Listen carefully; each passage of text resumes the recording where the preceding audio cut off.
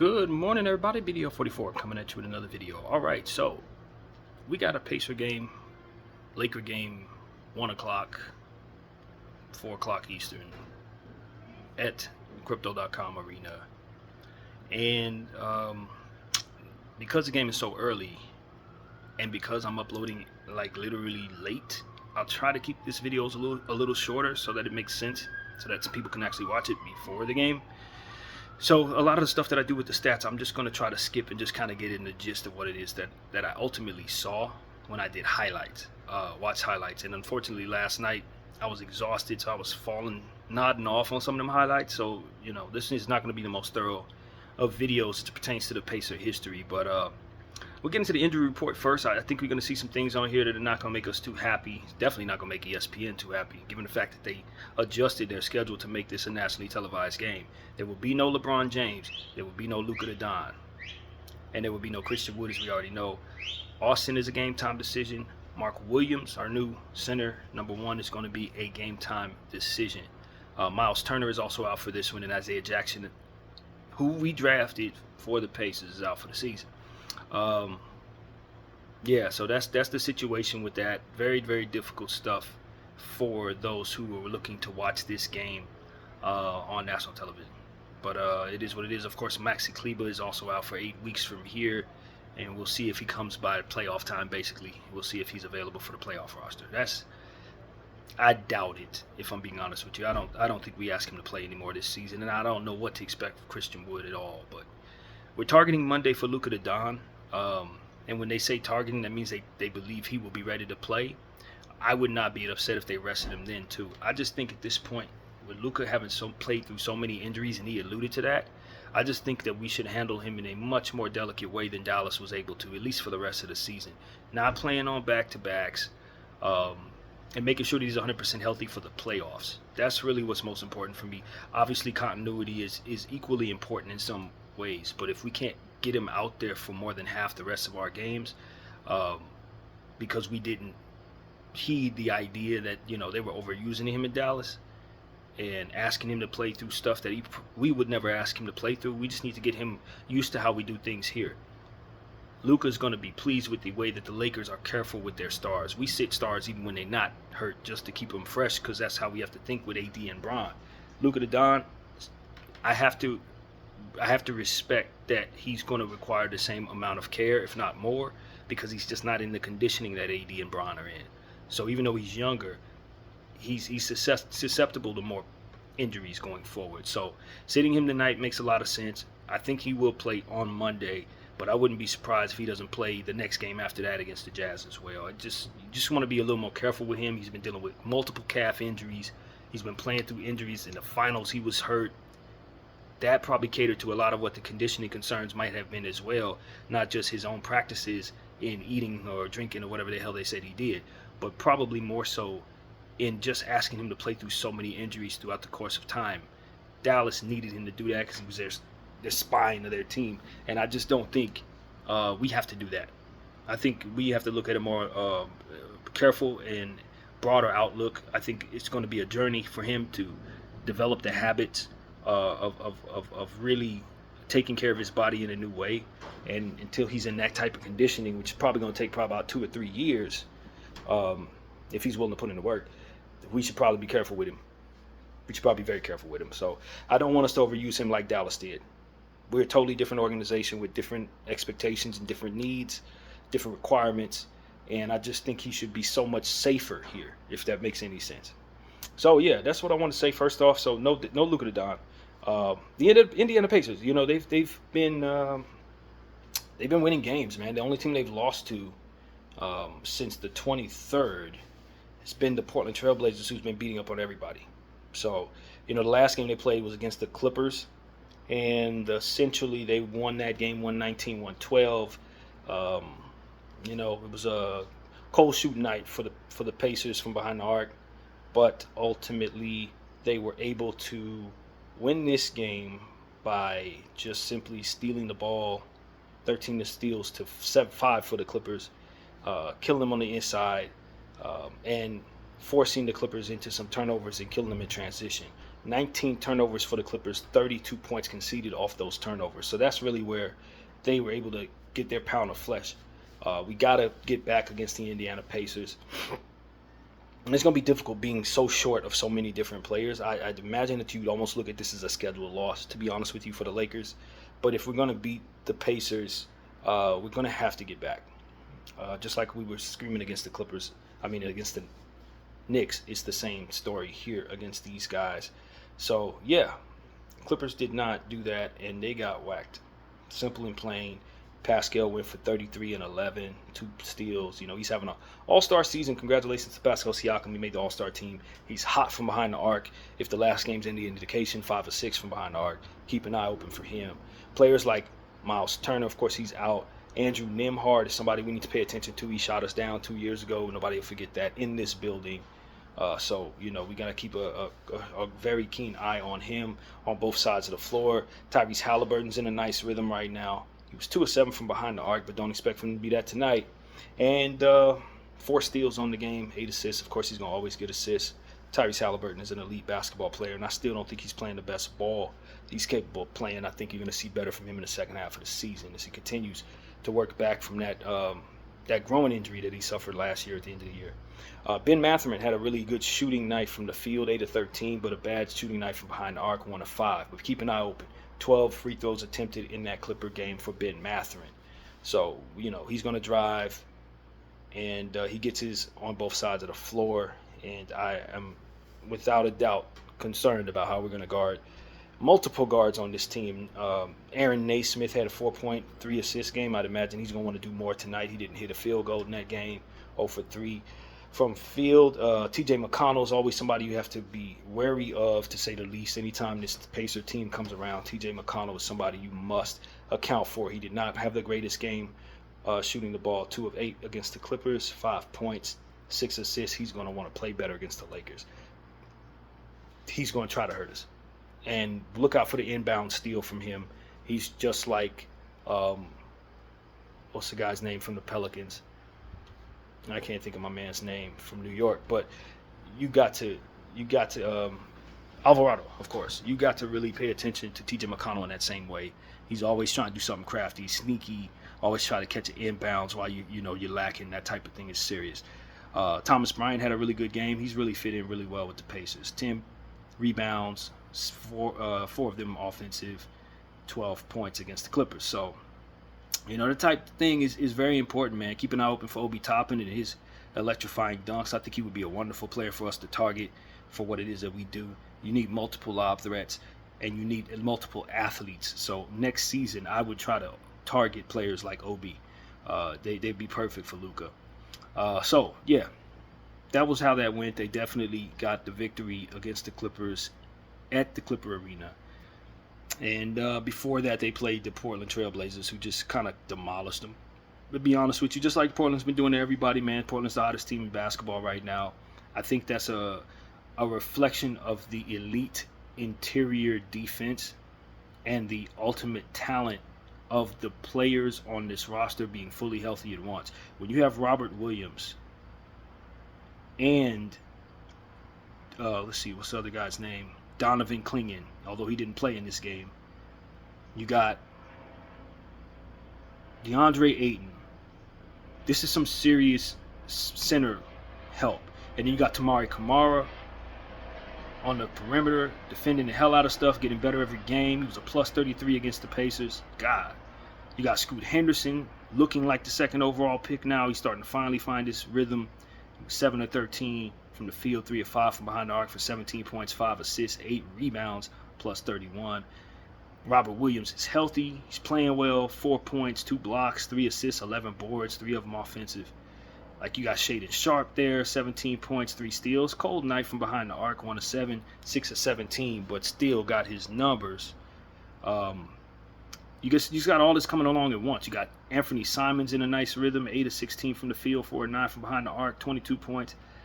Denny Advija is a high-level player coming off the starting for them. He didn't have a good shooting night there and turned the ball over pretty bad. This was a bad Denny game. But he usually plays well. You got Jeremy Grant healthy, defensive, offensive, in a nice little shooting rhythm at this point. 3 of 6 from behind the arc, for that game. So you're just seeing everything come together for the Portland Trailblazers, and we see them in about 4 games. So that's going to be a real test for us to not take them lightly, to understand what they've been doing, to respect the length and the athleticism and the speed and the shooting and the defense.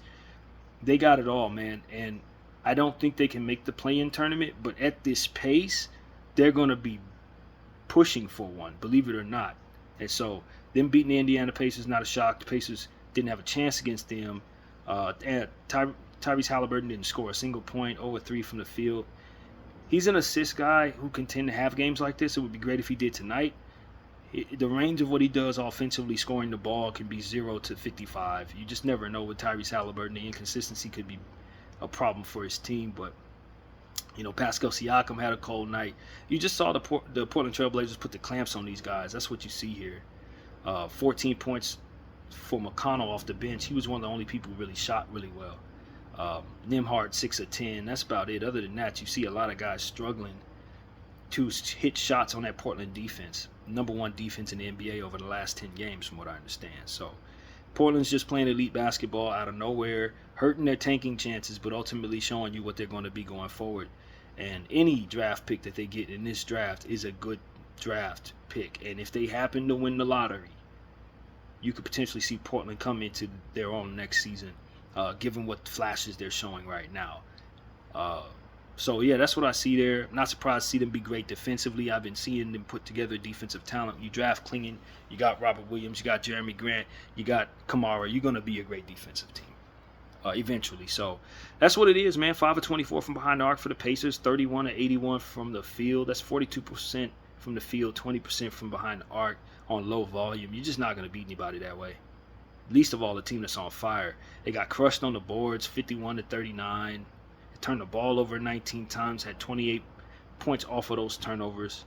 And although Portland turned the ball over 19 times as well, they only had 12 points off of those turnovers. So it was a significant difference in the transition defense. And I think if we can find a way to get in the fast break against this Pacer team, we can exploit their poor defensive play in that way. They are not a good defensive team. They make their money on the offensive end. And when you can only score 89 points against a team, you know that they're playing a different type of basketball. So this was just a combination of the Pacers being cold and the Portland Trailblazers being elite defensively. It just made for a bad basketball game for the Pacers. So before that, the Pacers played, it will load soon, it will let me know. We'll see in a different way. If I could try to find it over here, since this is loading slowly. All right, they played the Jazz. Everybody's been playing the Jazz lately. We played the Jazz twice next, back to back, basically, with a day in between. So a lot of Jazz talk will be ahead of us. And essentially, the Pacers did win this game by 1. But the Pacers shot poorly from behind the arc on heavy volume in this one. 10 of 42 for 23%. 47% from the field. 43 of 91. And the Jazz shot very poorly from the field. 39 of 91. 42% and 35% from behind the arc, 13 for 37. So what you saw was the Jazz crushed the Pacers on the glass, 60 to 37. That is incredible. 17 offensive rebounds for the Jazz, and they still lost. That is insane. Yeah, that's crazy. The Jazz turned the ball over 19 times and had 26 points conceded off of those turnovers to the Indiana 9 turnovers, with 12 conceded off of that. This is definitely a game you can't lose if you're Indy. Oh, they won. I'm tripping. I'm looking at this backwards. It was 112-111. Utah lost the game, and this is a game that Utah crushed them in some key areas and still lost the game. So that's basically what the truth is there. Yeah, the Pacers won that game by 1. 26. They won in the fast break, 26-11. But you know they got to the line 16. They shot the free throw 10 less times rather than the Jazz. How the heck did the Jazz lose this game? Every single category for which you would expect the Jazz to lose, they won in a losing effort. This is one of those weird games where the box score didn't tell you what actually happened there. Because if you look at how this went, the Jazz thoroughly outplayed the Indiana Pacers, and something must have went terribly wrong in this basketball game. And that's basically what I take from this, honestly. It was one of those highlights I didn't pay much attention to, but something freaky must have went down the stretch, something like that, because there's no way Pacers should have won this basketball game. There's absolutely no way. They probably forced the tank. You know how Utah is. We saw what they did early in the season against us. As soon as they were going for a go-ahead layup for Colin Sexton, their coach called a timeout. You know, they're tanking. So this is one of those games where they effectively got the loss, but still outplayed the other team. And that's what I take from it. Keontae George had a big game, 16 points, 11 assists, 8 boards. Yeah. That's, Collins played well, 9-18 from the field for 21 and 12. Walker Kessler had 13 boards, 4 offensive rebounds, 9 points, 3 blocks. And the Pacers, 18 points for Halliburton, 3 steals. Nembhard had 2 steals, 10 points, 8 assists. 22 points for Siakam, 13 for Toppin, 13 for Naismith, 3 steals for Naismith. So, it looks like the Indiana Pacers just gritted out an impossible victory here. That's what I take from this particular thing here. There's no reason for the Pacers to have won this game, and they did. Don't see games like this too often, but every once in a while, it does go down like that. And so, before that, the Pacers played the Hawks. And the Hawks game, I legitimately don't remember watching any highlights of that. But I know I turned them on. I probably fell asleep on it, if I'm being completely honest with you. But the box score tells me that Trae Young had a big game. 34 points, 17 assists. My goodness, man. 5 of 15 from behind the arc, 11 of 26 from the field. Dyson Daniels had his 23, 4, and 4 game with a steal in the block there. We saw Shea went for 17. Okongwu had a double-double, 12 and 11. 14 for Garrison Matthews off the bench on 3 of 5 from behind the arc. Pascal Siakam and his boys had 7 guys in double figures. This is a very good win for the Indiana Pacers on the offensive side. Rare for what they've been doing lately, as we clearly seen. 132-127 was this victory there for the Pacers. Naismith had 13, Toppin had 18, Mathurin 17, Halliburton 17, Nembhard 19, Turner 15, and Pascal had 20. So this was a very, very good scoring game for the Pacers, for which they ended up falling off after that, as we clearly saw. They shot 36% from behind the arc, 54% from the field. They did lose on the boards, which has been kind of consistent, 44-41 there. They turned the ball over 12 times, had 20 points off of the turnovers. That's where you get them. You turn them over and you run, because they're not going to stop you in transition. They suck at transition defense. If this is any indication of who they are, these 5 games, they haven't been good in that way. But they killed them in the points in the paint, 64-58. Not really killed them, but they beat them there. And they had 35 assists. They're a heavy assist team. Of course, when you have Halliburton and Nembhard, you're going to definitely see assists going down all over the place. Mathurin can tend to get some at times, although that's not really his game. Of course, TJ McConnell off the bench is going to make plays for others. So they just have a really unselfish team, and we got to beware of that tonight. Pascal Siakam also gets assists. Ben Shepherd's coming off the bench playing well. Naismith, of course, you got to watch him on both sides of the floor. Very tough guy. So, yeah, man. This is what it is, man. Obi Toppin had a good one in this one. 18 points, 9 rebounds. On 8 of 11 shooting from the field. Watch him from behind the arc as well. He tends to stretch the floor. Thomas Bryant stretches the floor. We got to be aware of the stretch ability of their bigs. Pascal Siakam shoots the ball. Turner obviously does, even though he will not play tonight. They got a lot of stretch players. They believe in the stretch 5, stretch 4. Everybody shoots the ball, combination stuff. And, man, Toppin did all of that in 15 minutes of play. That's crazy. Only 15 minutes of play, 8 of 11. 18 points, 9 rebounds in 15 minutes. I'm telling you, I want the Lakers to target that dude. I don't know if they're going to let him be a free agent anytime soon. I don't know what his situation is, but he is a perfect target for Luka Doncic and LeBron James in this bouncy type of thing. I watched a lot of highlights of Luka Doncic last night. It kept me up till 1:30 in the morning, but I watched about an hour of highlights of him last night.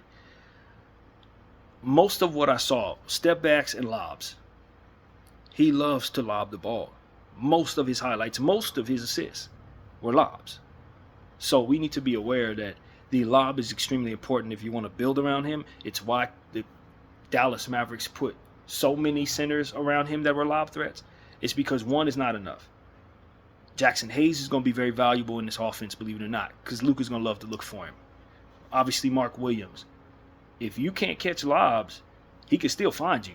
But the easy path to him being able to operate is off the lob pass. He's great at it, one of the best in the world at it. And if you have lob threats on your team, he's going to make good on them. So the Derrick Jones Jr.'s, people like that, is who you want on your team. Obi Toppin, Shaden Sharp. You need these leapers at this point. We need to start targeting these people. Upon LeBron's departure, that's the type of talent you want around him, for sure. He loves having shooters in corners and stuff like that, but he seems to equally love these bouncy pogo stick dudes that jump out the gym. They're fun to watch, and I think the Lakers are going to build something very special. So expect lobs to come your way if you play on this team, and if you can't catch lobs, you're probably not as valuable to this dude. That's what I'm learning about Luka. So yeah, man, that's about as much as I want to say about the Indiana Pacers history. They're a really bad transition defensive team. They're really poor rebounding the ball, and unfortunately, we don't have our full spectrum of players to take advantage of that. So we probably gonna lose anyway. But I've been wrong about that lately. We've been playing well. No matter who gets removed, we've been next man up as of late. We got Mark Williams coming in. I know he's going to be interesting to learn about. Offensive rebounds, stuff like that. I'm very curious to see how bad he is defensively, how good he can play offensively. He's been playing out of his mind lately. Does that carry over to our basketball team? Does he have a different energy, given the fact that he's going to be playing for a winning team now? So that's what I want to know. Nobody knows Mark Williams. He's been stuck in Charlotte for the last 2 years. He's still developing. He's only 23 years old. And I'm super excited to see him play. Hopefully he does suit up tonight for us. We could use the center help. And I think he's going to punish Obi Toppin. He's going to punish Thomas Bryant. We know those guys don't play any damn defense. This should be a big Mark Williams game if he plays. It should be a very big Mark Williams game. So, yeah, I think he's going to have a hell of a debut if he plays tonight. I think it's a perfect night to have him start day. It's 1 o'clock the game is. But I think there's a perfect matchup for Mark Williams, especially with Turner not out there. He gonna smoke some people. Pascal's too small. And Pascal don't play defense that well to me. Like that. He's a 4, so he's got to deal with somebody else in theory. But yeah, no Bron tonight. That sucks too. I think Bron would have ate well tonight driving at this team. But this is the game we chose to sit. I understand it. We got the All-Star break coming up in a few days. We got 2 games against Utah before the end of the All-Star break. I wouldn't be overly shocked if LeBron doesn't play anymore for the rest of this break. If he doesn't play in one of those Utah games, I wouldn't be overly shocked. There's a world where the Lakers want Luka to feel comfortable and put him on the floor without LeBron James so he can cook and learn his teammates, stuff like that. There's a world where the Lakers do that. Because you don't necessarily need to sit LeBron James tonight against the Pacers. Not at all. So my question is this another one of those we about to rest LeBron and give him an extended break for the All-Star time? Let Luka the Don have the offense to himself for a couple of games? I just wonder if that's what the psychology of all of this is, because I don't doubt LeBron James could play today. He can 100% play today, and it's a soft matchup for which I'm sure he would want to. So that's kind of what I think is going on. I don't know. I would not be surprised to see LeBron sit in Luka's debut against Utah. I would not be surprised to see that. And so that's what it is, man. Indy today, then Utah on Monday, then Utah on Wednesday, and then the All-Star break next week. And then we will come back a game earlier than we were expected to make up for the Charlotte home game on the 19th, for which was postponed because of the LA fires. So that's what's going on. And then after that, we play the Portland Trailblazers, of whom is very inspired, clearly. So that's what's going on, y'all. I said I was going to make this particular video much shorter, and that's exactly what I intend to do. The Lakers are going to be wearing their white jerseys. Of course, it's the weekend, so we always do that.